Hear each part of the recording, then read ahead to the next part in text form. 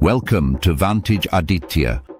Stay with this till the end, because once one sees this pattern, it becomes impossible to ignore.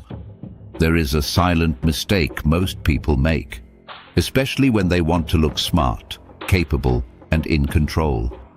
They explain too much. And ironically, the more they explain, the weaker they appear. Pause for a second and observe this. In a meeting, one person gives a short, clear answer and stops. Another person keeps going, adding more points, more justifications, more details. Who looks more confident? It is almost always the one who said less.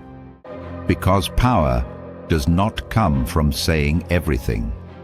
Power comes from saying only what is necessary. The moment one starts over-explaining, something subtle happens. It signals doubt. It signals a need for approval. It signals that one is trying to convince, instead of simply stating. And people sense this instantly. Now here is where it gets interesting. Over-explaining is rarely about clarity. It is about fear. Fear of being misunderstood. Fear of being judged.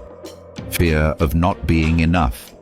So one tries to cover every angle, close every gap, leave no room for questions. But in doing so, one creates the opposite effect. Because confident people are comfortable with silence. They say their point, and they stop. They don't rush to fill the gap. They don't chase validation. And that silence creates authority. Think about the most powerful people one has seen. They are not the ones speaking the most. They are the ones whose words carry weight.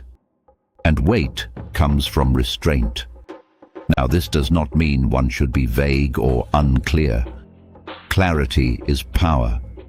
But beyond a point, explanation becomes justification.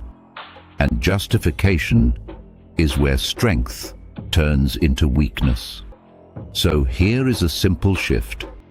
Next time, when the urge comes to explain more, pause. Say what is needed. And stop. Let silence do the rest.